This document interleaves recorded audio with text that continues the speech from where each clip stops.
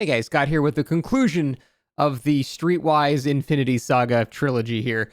Behaviour has finally actually given an official Twitter response, not just randomly on the forums. This is an actual statement that they've made along with the patch notes for the next patch coming out. In a nutshell, if you don't want to actually continue watching this video, just know that they have kill switched the problematic perks. The perks will actually be fixed tomorrow, so it's kill switched for basically 14 hours. Kind of weird, but better than nothing, I guess, and they're working on improving the kill switch, but I want to actually really go further into this because they say a lot more than that, but that's the TLDR if you don't want to watch the whole thing. So let's go into their full statement. Hello, folks. We have followed your conversations very closely about the state of the game of late. We agree it's not in the place we all thought it would be or would like it to be. Recent releases, including our most recent, have introduced frustrating new issues which have distracted from your enjoyment of Dead by Daylight. We wanted to acknowledge this and let you in on the steps we will be taking to resolve these issues in the short and long term. Next steps, along with posting this message, we are kill switching the following perks which currently have issues: Streetwise, Blood Rush, and Last Stand. Streetwise for the obvious infinite items, Blood Rush because it is making people vault faster when it's not supposed to do that, and Blood Rush because it's letting people have infinite exhaustion, and Last Stand for the reason I just said. Tomorrow, August 6th, we are releasing a hotfix to address a number of issues introduced recently. This hotfix will address the issues related to Streetwise and Last Stand, but we agree we should not wait any longer to activate the kill switch on them and are doing so now. So, like I said, kind of comical that they're doing it 12 hours before it actually gets fixed. Almost to the point of it being useless, but like I said, still better than nothing. I don't know why they waited this long. To be fair, they were out of office on Monday due to a holiday in Canada that I just learned about, but this has been known since Wednesday, so still not much of an excuse, but better than nothing, I guess.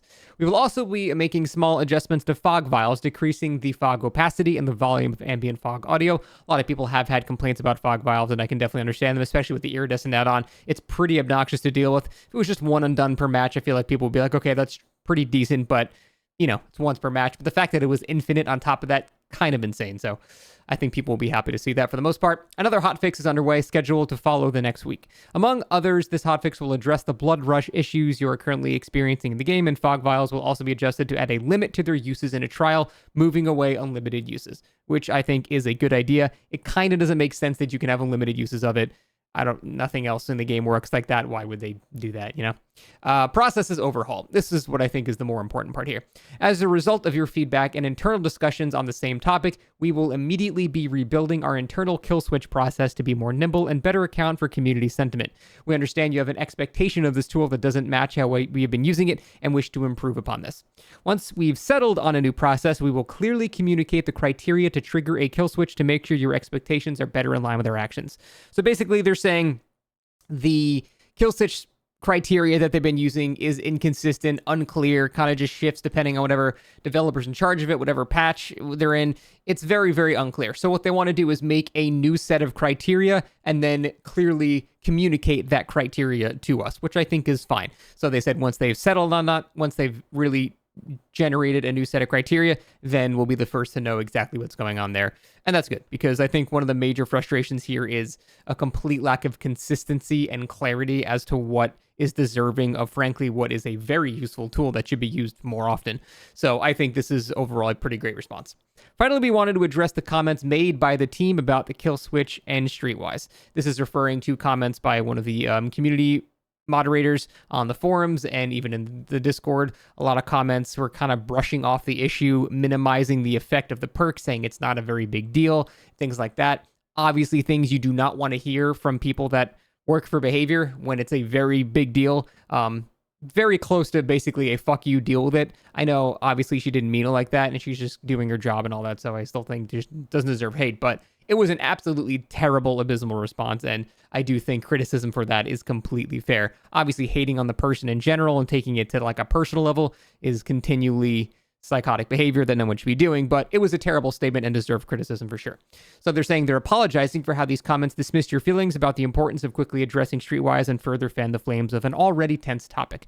We are grateful for your feedback, which helps us identify places where we can improve and reevaluate our processes, changing course when it's needed to improve the Dead by Daylight experience for all. As a live game, we know this conversation is ongoing, and we appreciate you for being a part of it with us. Read the full patch notes here. So, in terms of actually how well written this apology and statement was, pretty much a 9 or a 10 out of 10. I think they handled the response here perfectly. But it's Behaviour.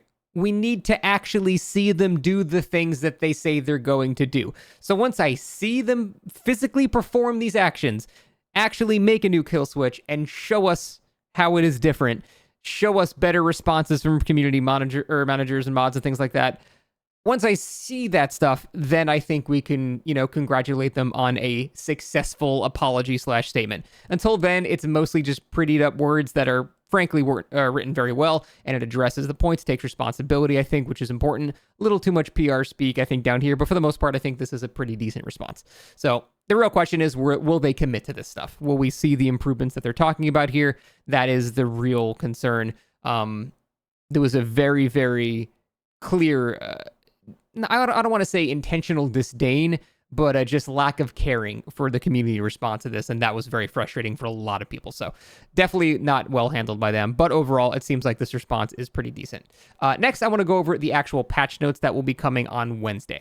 So first, fix an issue that caused killers to be unable to initiate chase for the rest of the trial. I think this has mostly been fixed already. The music's a little bugged, but this has mostly been fixed already. It seems like it'll be completely fixed then. Good. That was obviously completely game-breaking. Fix an issue that often caused a chase music to not play while chase was initiated. Kind of same thing, worked in tandem there. Fix an issue impacting chest item charges while using Streetwise, so Streetwise will be permanently fixed tomorrow instead of just being kill switched today. Fix an issue impacting vault speeds while using Last Stand. Again, great. Still frustrating because both of these things were reported way earlier. They just did nothing about them until it became a problem. So again, they still deserve criticism there. It's great that they're fixing it. Should never have released in this state, regardless, because again, they were warned about this before it was released. So still ridiculous, but glad it's fixed now. Fix an issue where the Walking Dead theme was unaffected by copyright music setting. Pretty minor. Fix an issue where both survivors and killers could be slowed down when running up the right-hand side of any staircase. That was actually extremely frustrating, so I'm glad that was fixed. Fix an issue where Bearmar Uraz's masquerade musician outfit had the incorrect name and voice lines and was once again completely silent. This bug recurs like every 16 days. Just a meme at this point. Fix an issue where the Deathslinger's aiming animation was missing from the survivor's perspective. Annoying, but not necessarily really changing too much of the outcomes. Because typically, once he's already aiming, you're probably going to get hit if he's on target, but still nice to see. Fix an issue where be chased for 20 seconds, quest into the fog without progress, whatever. Fix an issue that caused a black screen when attempting to spectate for the second time after returning to the tally screen. This was actually messing with a tournament that Otofu was doing, which is pretty funny, so glad they fixed that as well.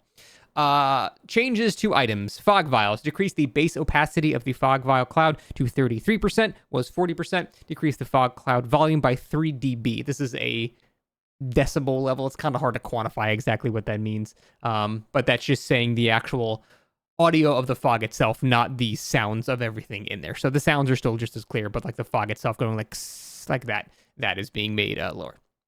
Fog vial add-ons. Potent extract. This is the iridescent add-on. Decreases visibility by 5%, was 10%. Decreases the fog cloud's maximum by 25 and lifetime by 50. So this is slightly nerfed, but still probably going to be pretty decent. I still think with the iridescent add-on, you get some pretty free chase escape. So it's still going to be pretty good. But the fact that they are working on making it not have unlimited charges is going to be nice. And I hope they do that sooner rather than later. Next couple of audio bug fixes. Lobby ambience audio would occasionally stack. I think I saw that one time.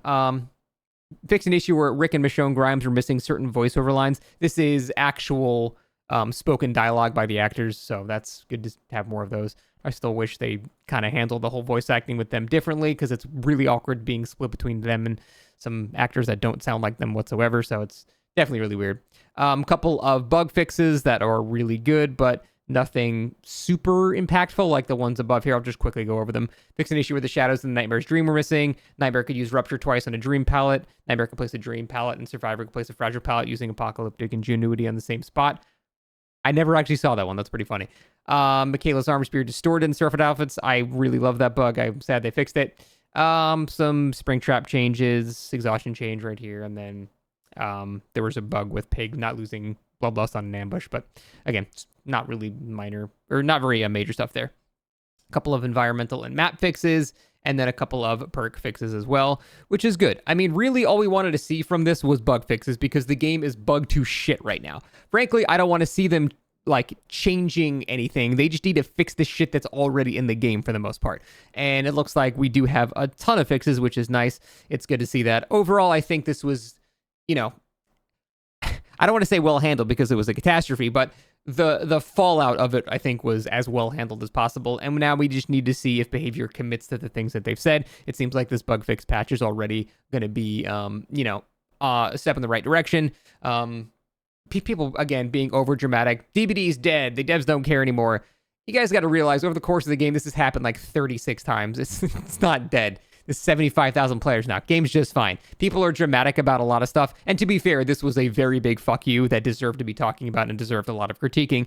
But you guys got to realize most people don't even look at these videos. They don't even read these patch notes. They don't care. They just log in and play 2 games and then log back out. This game has millions of players a day. Most people truly just don't give a shit about this stuff. So game's going to be just fine.